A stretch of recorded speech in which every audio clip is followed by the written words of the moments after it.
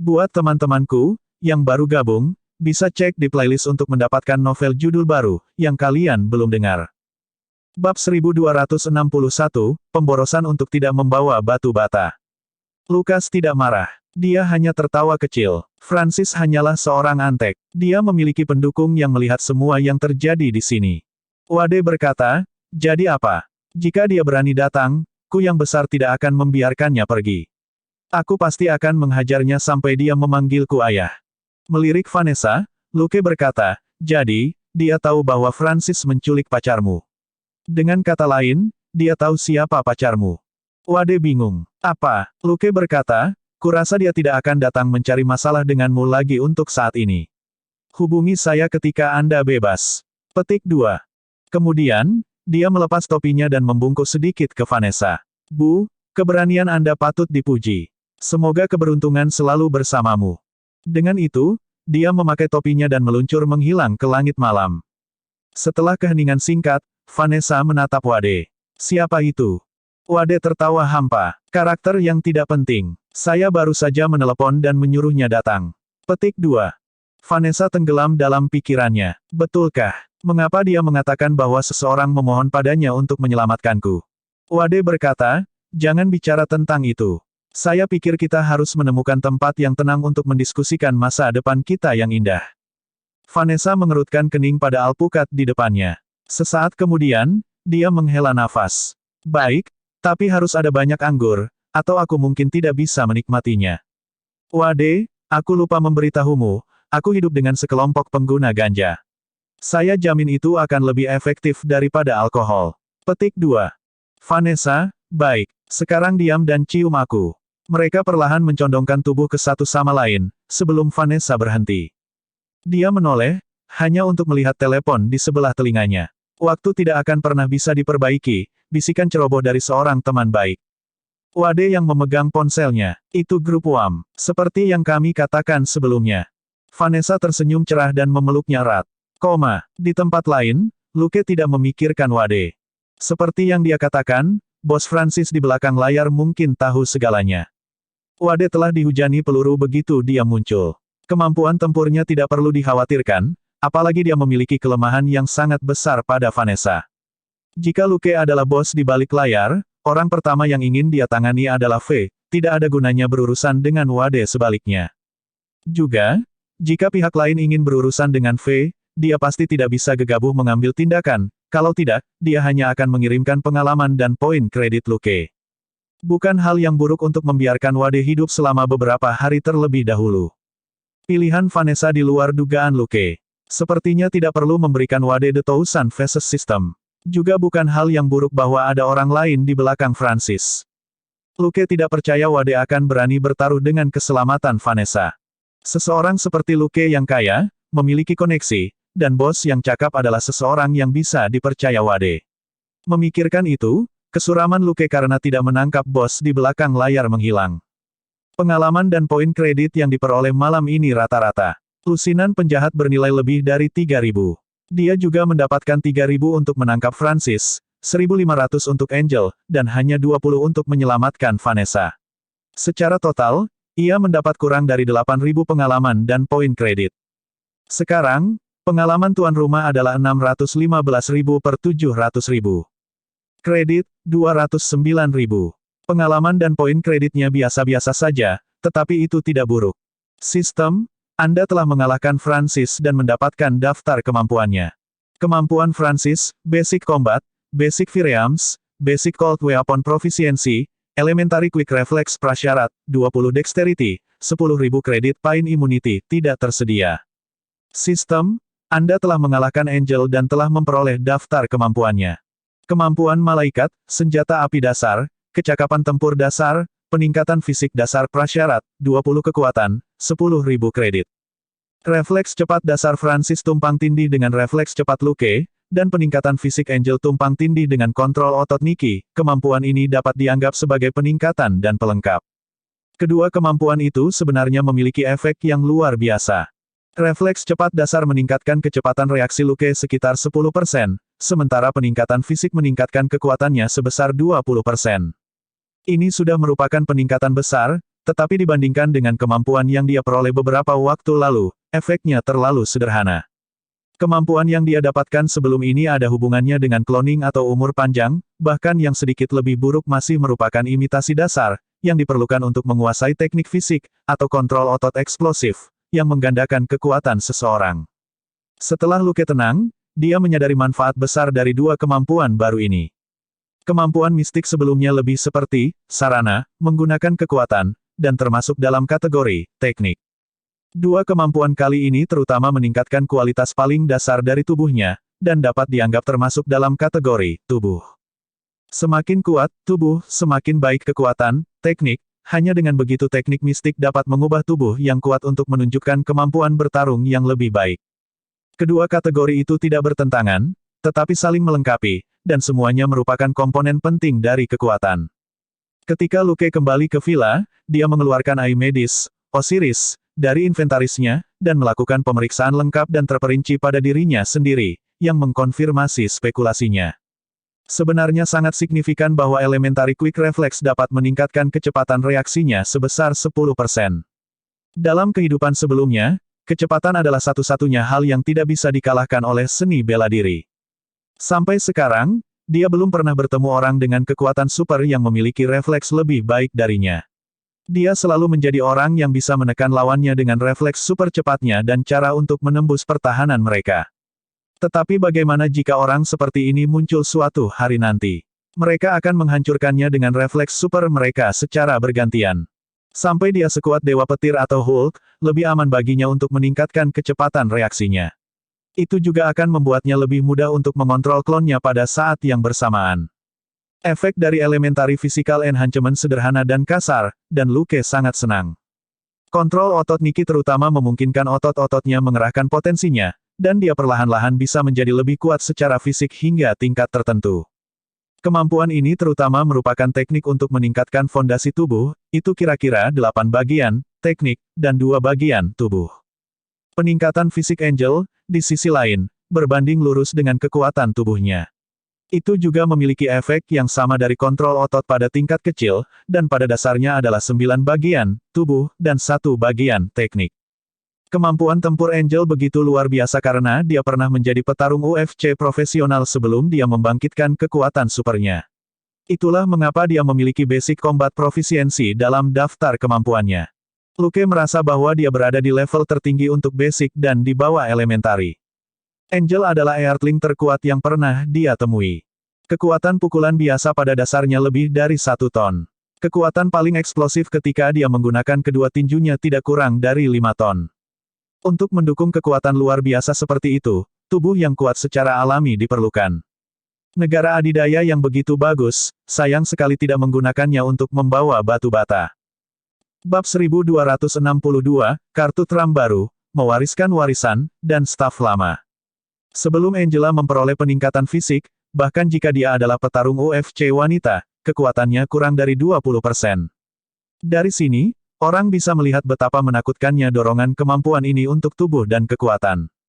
Bahkan serangan perasa Luke dengan Chi telah diblokir oleh otot Angel. Dia hampir dikirim terbang oleh serangan itu. Dia benar-benar tidak bercanda. Angel memang gadis super dengan otot lebih banyak dari Luke. Ya seukuran bola basket, otot-ototnya bahkan lebih kuat dari Kevlar.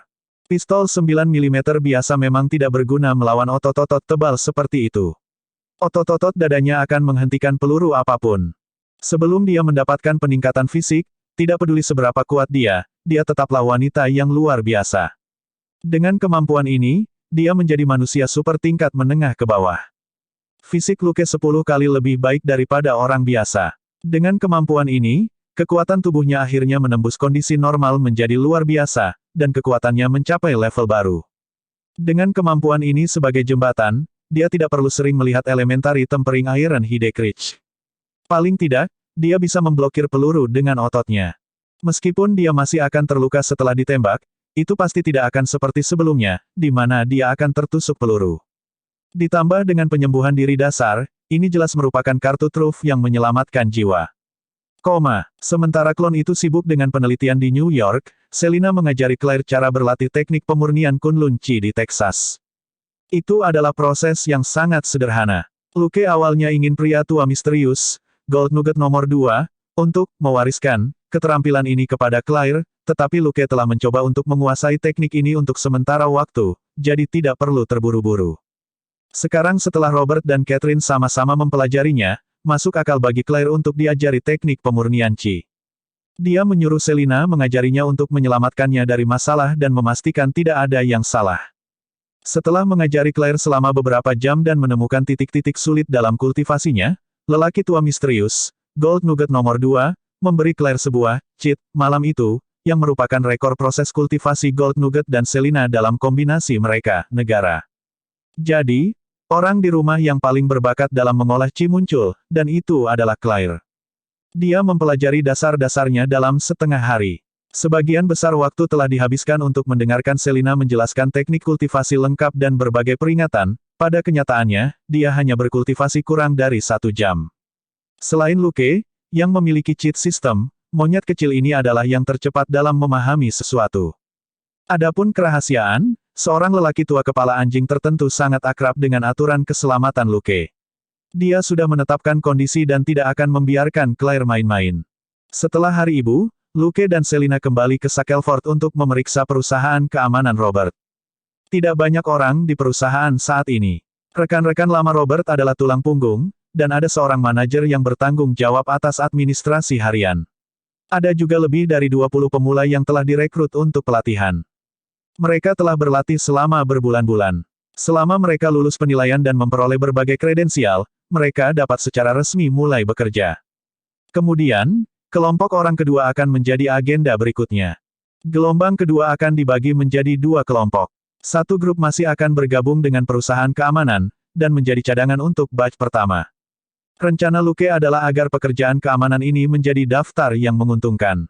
Orang-orang yang dipekerjakan akan menghabiskan separuh waktu untuk melaksanakan tugas keamanan dan separuh lainnya mengikuti pelatihan mereka. Lagi pula, mulai bekerja setelah hanya setengah tahun pelatihan itu lumayan.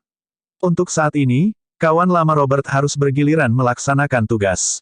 Tentu saja, kontrak keamanan yang mereka tawarkan kepada anggota terlatih akan lebih ketat, dan hukumannya akan sangat tinggi. Selama mereka tidak bodoh dan tidak memiliki pikiran yang bengkok, kebanyakan orang tidak akan meninggalkan pekerjaan bergaji tinggi dan stabil ini. Kelompok kedua akan memasuki kompi pertahanan lain dan menjadi pasukan khusus. Pada akhirnya, jumlah totalnya akan menjadi sekitar 50 orang. Orang-orang itu akan dibayar lebih baik dan diberi lebih banyak pelatihan. Setelah pelatihan yang cukup, mereka akan menerima beberapa tugas tentara bayaran tingkat rendah dengan target yang jelas untuk mempertahankan kondisi mereka. Perusahaan pertahanan ini pasti akan merugi, karena tujuannya bukan untuk menghasilkan uang, tetapi untuk menjadi sesuatu yang menjadi standar dari banyak kekuatan besar, tentara swasta. Menghabiskan banyak uang untuk mendukung orang-orang ini dalam jangka panjang akan memungkinkan mereka untuk ditempatkan kapan saja. Ini akan menghilangkan campur tangan dari pihak luar, dan Luke akan merasa lebih baik jika mereka melakukan tugas yang tidak dapat dipublikasikan. Luke tidak pernah berpikir untuk menggunakan orang-orang ini untuk melakukan kejahatan, tetapi yang terbaik adalah tidak menyebarkan berita tentang hal-hal tertentu dengan santai. Jika dia menemukan tim tentara bayaran sementara untuk melaksanakan tugas, orang-orang ini pasti tidak akan secara khusus merahasiakannya, bahkan jika mereka diberi uang. Mencoba mengendalikan mulut para tentara bayaran yang mempermainkan kematian setelah membayar mereka adalah mimpi buruk. Hanya perusahaan yang mengelolanya setiap saat yang akan menjaga kerahasiaan sepenuhnya. Juga, Luke memiliki keuntungan besar atas seluruh dunia karena dia bisa memastikan apakah ada masalah dengan orang-orang ini atau tidak. Apakah itu pengawasan sistem multifaset, penilaian permusuhan di antarmuka sistem, atau komunikasi mental dan psikologi dasar, dia dapat dengan jelas membedakan apakah ada yang salah dengan orang-orang ini atau tidak. Luke sendiri tidak punya banyak waktu, dan hanya bisa melakukan penyaringan paling awal. Tetapi dia memiliki karyawan, senior, Bobby Max, mantan manajer PR teknologi Cosmic Cube. Bobby telah dipindahkan ke Departemen SDM perusahaan telepon Titanium dan sekarang menjadi wakil direktur. Namun, bagi rekan-rekannya, ini mungkin gelar kehormatan. Dia tidak mengawasi urusan sehari-hari perusahaan, tetapi selalu mendengarkan pertemuan penting perusahaan dan negosiasi bisnis penting. Orang yang memberi wakil direktur Max kekuatan ini adalah ratu dari perusahaan telepon itu sendiri, Jenny Gwenis. Sebagai pemilik asli dari Mental Communication, pekerjaan yang dilakukan Bobby sangat berwarna. Dia adalah bawahan langsung Jenny di perusahaan, tetapi tidak memiliki sumber daya atau bisnis apapun, jadi tidak ada yang akan menghabiskan waktu untuk menjilatnya. Dia hanya punya satu pekerjaan, dan itu adalah mendengarkan Jenny dan melakukan evaluasi terfokus pada orang-orang tertentu, sebelum memberikan kesimpulannya. Dia tidak perlu memberikan nomor atau data apapun sebagai bukti, yang dibutuhkan CEO Jenny hanyalah kesimpulannya. Luke juga bertemu Bobby secara teratur, setidaknya sebulan sekali, untuk obrolan pribadi. Bos Bobby Max tetap dan selalu Luke. Alasan dia bertahan di perusahaan telepon alih-alih mengandalkan kemampuannya untuk membuat jalannya sendiri adalah karena Luke. Semakin kuat komunikasi mental Bobby, semakin dia menghormati Luke. Karena dia tidak pernah bisa membaca pikiran bos ini. Bab 1263, Tentara Pribadi dan Pelanggar Kebiasaan, John. Luke, seorang pemuda yang bahkan belum berusia 20 tahun, dengan santai menemukan pewaris muda Jenny, dan bersama-sama, mereka membangun perusahaan telepon senilai hampir 100 miliar hanya dalam setahun. Setiap kali melihat publik memuji Miss Jenny, Bobby merasakan superioritas. Selain dia, hanya sedikit orang di dunia yang tahu bahwa Nona Jenny, yang dikenal sebagai jenius bisnis top dunia, sebenarnya hanyalah perantara pemuda ini. Bobby bahkan lebih menyadari bagaimana Titanium Phone Company menjadi kaya. Pada awalnya, Jenny hanyalah seorang pewaris kaya dengan beberapa kemampuan. Sebagai manajer PR saat itu, Bobby menemaninya saat mereka pergi untuk memeriksa tambang emas di Boomtown, Arizona. Ketika Titanium Phone Company pertama kali didirikan, Bobby juga menjadi asisten manajer SDM untuk memeriksa pelamar secara khusus. Dia bisa merasakan kepercayaan mutlak Nona Jenny pada bos mereka. Karena alasan inilah Bobby mengatakan pada dirinya sendiri untuk tidak membuat bosnya kesal. Jenny mengendalikan perusahaan telepon yang bernilai ratusan miliar, dan tidak ada yang menahannya. Namun demikian, dia tidak pernah berpikir untuk melakukan sesuatu untuk menyakiti Luke. Ini tidak bisa dijelaskan dengan mengatakan bahwa cinta membuat wanita bodoh. Bobby sendiri juga bernilai puluhan juta sekarang, dan mendapat bayaran konsultan tahunan sebesar 10 juta dari Jenny, jadi dia tidak berani merencanakan apapun. Bukan karena uang Jenny dan Bobby begitu patuh. Sekarang Luke menyerahkan evaluasi psikologis sehari-hari kepada Bobby, Bobby tentu saja tidak akan menolak. Bagaimanapun, dia hanya perlu menilai orang-orang di perusahaan keamanan Robert dan perusahaan pertahanan secara teratur. Dia bukan psikiater sejati, dan dia tidak perlu mengumpulkan banyak data untuk membuktikan kesimpulannya. Sebenarnya, itu mirip dengan pekerjaannya di perusahaan telepon. Selama dia memberi Luke hasil evaluasi, yang lainnya bukan urusannya. Dengan tingkat komunikasi mental Bobby saat ini, butuh 8 jam untuk menyelesaikan tugas pribadi dari bos ini. Paling-paling, dia akan terbang untuk perjalanan sehari sebulan sekali. Luke juga menghargai Bobby, atau dia tidak akan memberinya saham di Titanium Phone Company dan menjadikannya multi-jutawan. Berdasarkan tren perkembangan Titanium Phone Company saat ini, hanya masalah waktu sebelum saham Bobby mencapai 100 juta. Luke biasanya tidak peduli dengan apa yang dilakukan orang ini, selama dia tidak keluar dan menyombongkan kekuatan supernya. Bagaimanapun, orang ini memiliki komunikasi mental, dan akan sulit bagi siapapun yang berniat buruk untuk mendekatinya. Itu juga karena keberadaannya, Titanium Phone Company dapat diam-diam menghindari banyak plot terbuka dan terselubung.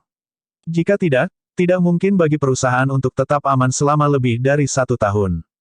Itulah sebabnya Jenny menawarkan Bobby biaya konsultan tahunan, itu tidak ada hubungannya dengan Luke.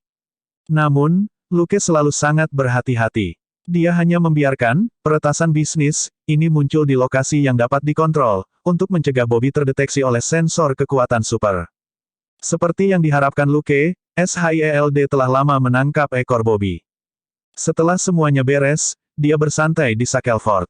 Selama Robert berkembang secara diam-diam di Shackelford selama beberapa tahun, dia akan mampu mengerahkan pasukan pribadi yang tidak lebih buruk dari yang mampu dimiliki seorang miliarder.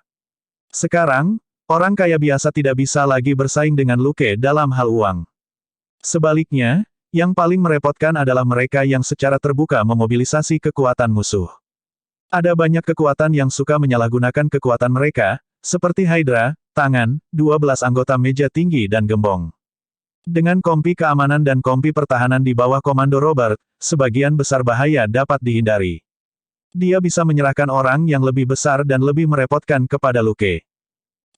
Pada siang hari Kamis, Luke dan Selina kembali ke New York.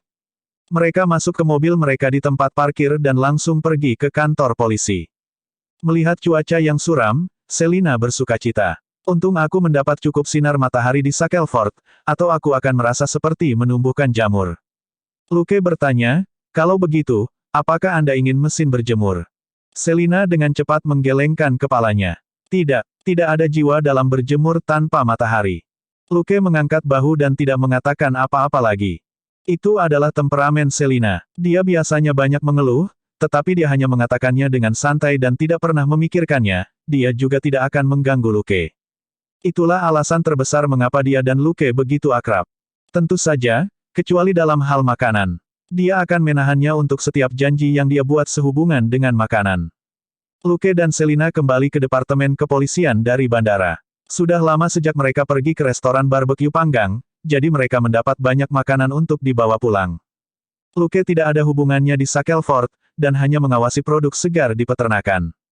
Karena dia sudah lama pergi, dia memasak untuk seluruh keluarga setiap hari. Sekarang setelah dia kembali, dia dengan tegas mengendur.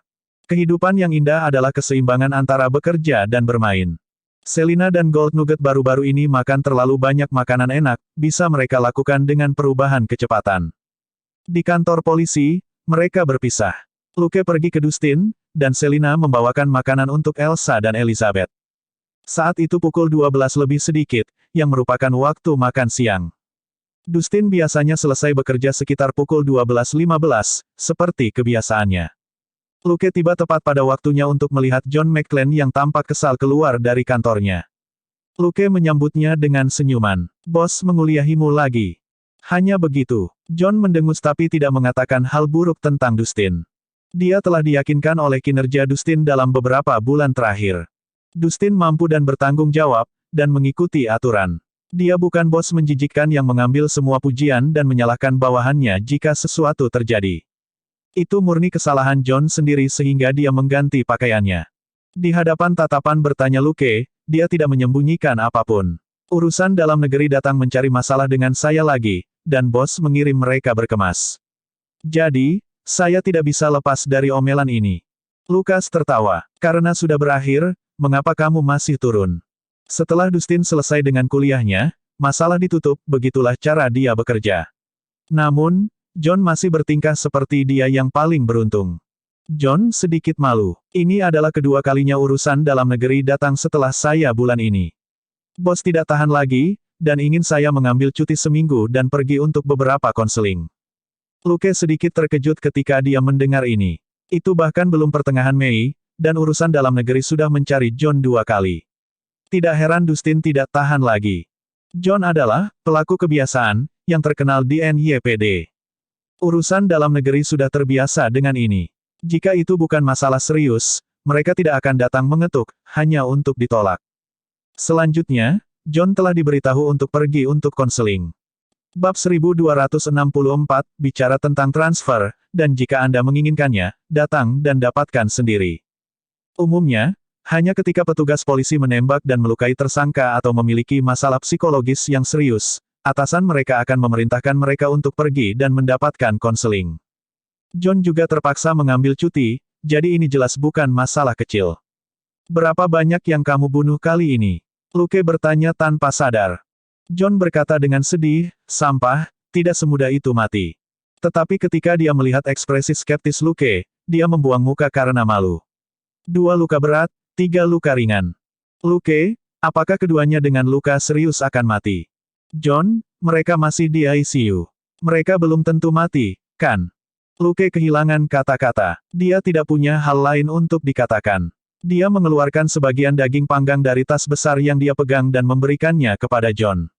Aku akan mentraktirmu makanan enak. Mari kita minum saat kita bebas. Petik 2. Hidung John berkedut, dan dia mengangguk. Oke, kotak takeaway tidak cukup nyaman untuk disuruh pulang sebentar, tapi Luke bukan istrinya. Selain itu, makanannya sangat harum. Setelah melihat pembuat onar pergi, Luke menghela nafas dan memasuki kantor. Dustin sudah menunggunya di dalam. Tirai dan pintu kantor tidak tertutup, jadi Luke dengan jelas melihat mereka berbicara. Meskipun John tampak seperti kurang beruntung, dia sebenarnya adalah kekuatan super, yang paling diandalkan Dustin di Departemen Kepolisian selain Luke. John dan Luke adalah dua kartu truf Dustin. Dustin tidak pernah lupa bahwa dalam kasus Nakatomi Plaza, Luke dan John telah membunuh lebih dari 50 penjahat profesional bahkan tanpa berkomunikasi satu sama lain. Dalam pertempuran itu, John telah bertindak di tempat terbuka dan Luke dari bayang-bayang. Selain semua penjahat yang dimusnahkan, hanya satu sandera nekat yang tewas, tidak ada korban lain. Ini membuktikan bahwa mereka adalah mitra yang sangat baik. Namun, kebanyakan kasus tidak membutuhkan dua super fighter pada saat yang bersamaan. Akan sia-sia untuk menyatukan mereka. Sebenarnya, Dustin merasa sia-sia bagi Selina untuk mengikuti Luke. Dengan kemampuannya, dia bisa membentuk timnya sendiri dan melatih orang-orang baru secara sepintas. Dialah yang membawa Luke keluar dari kota kecil.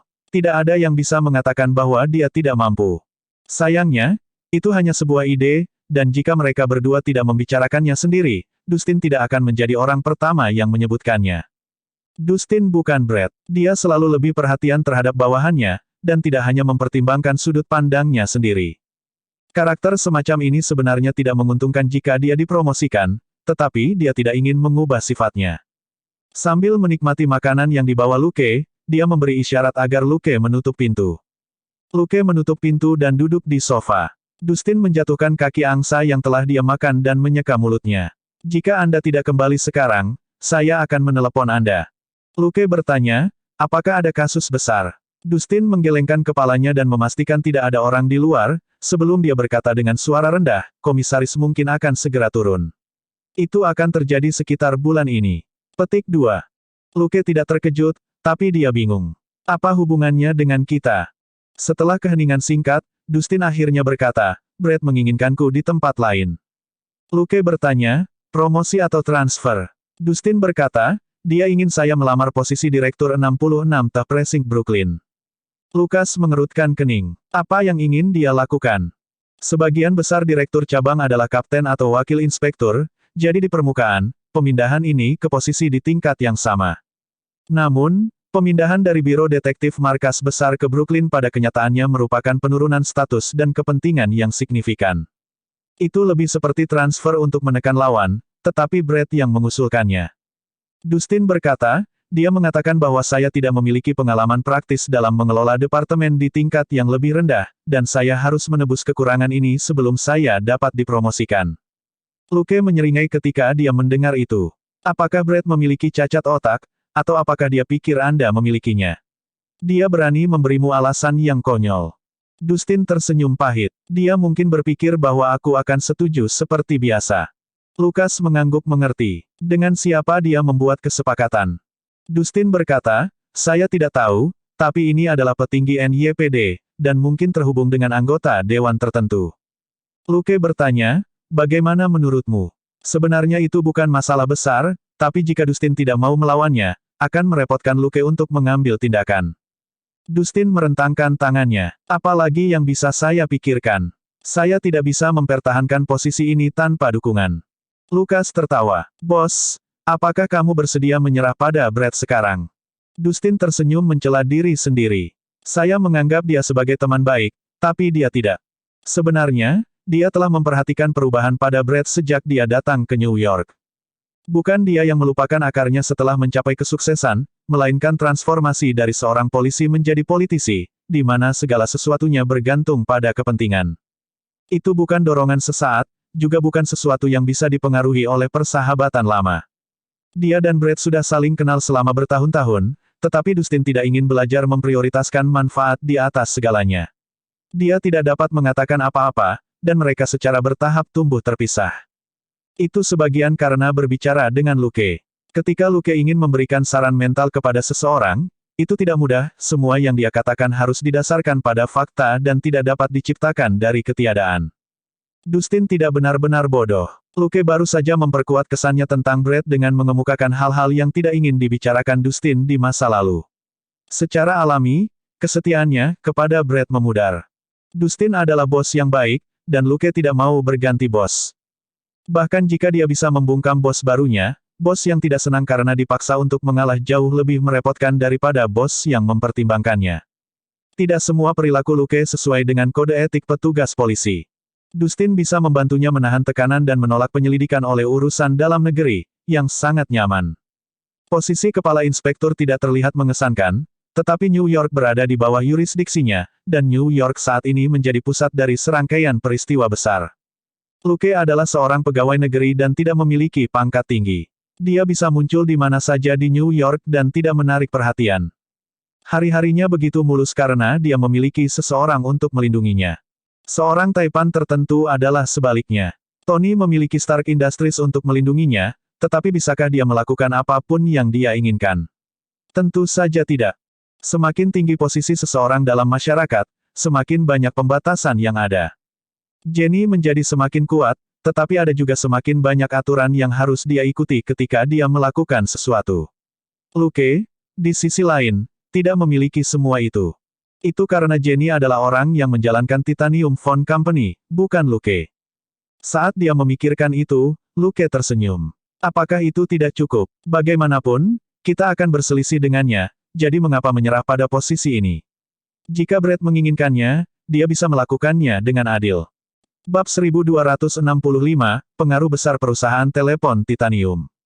Penerjemah, Henye Translations Editor, Henye Translations. Bingung, Dustin berpikir sejenak sebelum dia mengerti. Melakukan itu, benar-benar akan jatuh. Dia awalnya akan mengikuti perintah dan menyerahkan posisinya, tetapi dia tiba-tiba menyadari sesuatu pada pengingat Luke. Bukan rahasia lagi bahwa dia adalah bawahan terpercaya Brett. Sebagian besar detektif berpengalaman di NYPD juga mengetahui hal ini. Jika Brett secara paksa memindahkannya ke posisi yang lebih buruk, lawan dan rekan-rekannya akan segera tahu bahwa mereka berselisih. Hanya orang dengan karakter buruk yang akan secara paksa menurunkan bawahan setia seperti Dustin. Karakter seorang politisi tidak layak disebut. Dia tidak berani membicarakan kepentingan dengan bawahannya karena kepentingan bawahannya tidak sejalan dengan atasan. Jika dia ingin bawahannya mengorbankan kepentingan mereka, dia harus membawa persahabatan ke dalamnya. Tanpa hubungan yang baik, bawahannya tidak akan mempercayainya bahkan jika dia menjanjikan keuntungan kepada mereka nanti. Itu karena semua orang kemudian akan tahu bahwa orang ini hanya peduli pada kepentingan.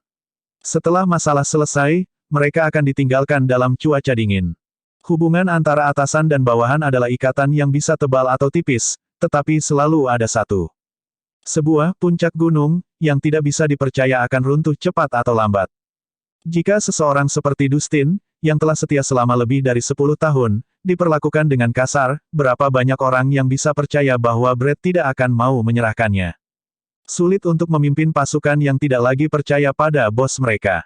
Tapi Dustin yang berinisiatif mengajukan transfer itu soal lain. Memikirkan itu, Dustin menatap Luke, yang diam-diam berseri-seri, dan tiba-tiba tersenyum. Betul sekali. Bahkan jika saya tidak dapat mempertahankan posisi ini, saya paling banyak akan dipindahkan ke tempat yang tidak kalah buruknya dengan pressing ke-66. Itu saja, kalau begitu. Betapa murah hati Anda, bos. Luke mengacungkan jempolnya dan mengucapkan selamat tinggal. Baiklah, jangan lupa makan siang. Saya secara khusus pergi untuk membelinya. Petik 2. Dia menambahkan dalam hati, saya secara khusus pergi untuk mengambilnya dan memberi Anda beberapa secara sepintas. Tidak ada yang salah dengan itu. Tanpa sepengetahuan Dustin, dia diperlakukan sebagai kasus amal, sekali lagi. Dia memutar matanya. Apakah kamu ingin aku memberimu tip? Bagaimana kalau 5 sen? Luke memberi isyarat untuk mengakui kekalahan, dan membuka pintu. Dustin membuka kotak takeaway dan mengunyah sepotong char siu. Matanya berkedip saat dia bergumam, hehe, siapapun yang ingin mengambil posisiku harus cukup kuat. Luke mengeluarkan ponselnya dan mengirimi Jenny pesan untuk mempercepat rencana NYPD. Itu berbeda dengan apa yang dipikirkan Dustin. Dia tidak perlu Dustin untuk duduk di posisi itu. Jika Dustin dipromosikan sebagai bos besar biro detektif dan posisinya diambil alih oleh seseorang yang bisa dipercaya Luke, itu bukan masalah. Dan Luke telah menemukan kandidat baru-baru ini. Bukan karena Dustin cukup bodoh untuk tidak memikirkannya, tapi dia tidak punya cara untuk membuat kesepakatan. Lagi pula, dia selalu dekat dengan Brett dan tidak tahu orang-orang hebat lainnya di Departemen Kepolisian. Tetapi jika Luke meminta Jenny masuk dan menggunakan posisinya dan keuntungan lainnya untuk berdagang dengan NYPD atau bahkan pejabat besar pemerintah di New York, akan ada banyak ruang untuk bermanuver. Saat itu, Jenny akan menjadi orang yang mendukung Dustin. Hal terbaik untuk digunakan di Amerika adalah uang. Itu selalu kembar kekuasaan. Beberapa orang memperdagangkan uang untuk kekuasaan, dan kekuasaan dapat digunakan untuk mendapatkan lebih banyak uang. Siklus ini berlanjut, dan begitulah kelas atas di Amerika terbentuk. Jenny akan melalui jalan ini, dan Luke dapat mengendarai mobil CEO wanita yang kejam itu dan menikmati perlakuan tingkat atas. Setelah beberapa hari yang damai, itu adalah pertengahan Mei. Cuaca di New York berangsur-angsur membaik. Matahari dan kehangatan mencerahkan suasana hati orang-orang di kota. Jalan-jalan dipenuhi pria dan wanita muda dengan pakaian musim semi. Sinar matahari yang hangat bersinar melalui celah-celah di gedung-gedung, menerangi sudut-sudut gelap. Para pria dan wanita muda tertawa dan bertengkar di bawah sinar matahari, memberikan kehidupan kota tua yang suram ini. Smartphone, yang telah menyebar seperti api, telah menjadi aksesori terbaik bagi orang-orang ini. Itu bisa menyimpan lebih banyak lagu daripada model ponsel lama, dan juga memiliki stereo yang lebih baik. Selama mereka membeli speaker portabel dari Titanium Phone Company, mereka dapat menggabungkannya dengan sebagian besar smartphone di pasaran untuk menciptakan sistem suara luar ruangan. Sebagian besar smartphone di pasaran memiliki antarmuka yang sama dengan ponsel Titanium, sedangkan Titanium Phone Company adalah yang tercepat dalam merilis berbagai aksesori. Jenny sangat sukses dengan perdagangan paten di awal, dan mengandalkan beberapa sekutu yang kuat untuk mempromosikan standar ini. Meskipun ini tidak menghasilkan keuntungan, Titanium Phone Company telah menjadi standar industri yang sebenarnya. Dalam hal ini, mereka memiliki akar yang lebih dalam dari sekadar merakit ponsel. Nilai perusahaan telepon Titanium meroket, bukan karena hype, tetapi karena paten dan teknologi yang dimilikinya menjadi semakin berharga. Smartphone juga telah berubah dari produk awal yang inovatif menjadi tren modern yang tak tertahankan. Siapapun yang tidak bodoh akan tahu bahwa Titanium Phone Company pasti memiliki andil yang besar. Namun, ini tidak menjadi perhatian bagi orang-orang muda ini. Kebanyakan dari mereka hanya tahu bahwa ponsel Titanium adalah smartphone paling populer. Produk Titanium Phone Company adalah yang paling trendy dan paling mutakhir. Ada peralatan dan teknologi telekomunikasi yang lebih maju dan lebih dingin untuk komunikasi real-time di dunia ini, seperti teknologi proyeksi virtual Taipan yang benar-benar matang. Namun, itu tidak ada hubungannya dengan orang-orang muda ini, karena mereka tidak mampu membelinya. Itu seperti baju besi mark Iron Man, itu bisa dianggap sebagai lengan palsu, yang paling trendy dan mutakhir, tetapi dengan biaya ratusan juta, itu pasti tidak ada hubungannya dengan kebanyakan orang. Ponsel dan aksesori Titanium adalah barang trendy yang bisa didapatkan siapa saja. Selain orang-orang termiskin, tidak sulit untuk memeras 3 hingga $500. Tentu saja, tidak semua anak muda bisa langsung mendapatkan uangnya. Juga, Luke telah lama membedakan antara model standar dan model kelas atas. Siapapun akan dapat membedakannya secara sekilas. Model kelas atas terlihat lebih trendy. Siapapun yang tidak memilikinya pasti menginginkannya, siapapun yang memiliki model standar akan menginginkan model kelas atas. Tapi setelah model high-end adalah edisi terbatas, yang lebih mahal dan jelas lebih menarik dalam hal warna dan penampilan. Dan itu bukan akhir dari itu, ada juga edisi reguler berlian premium, serta model custom made yang hanya bisa dipesan langsung oleh kerak atas.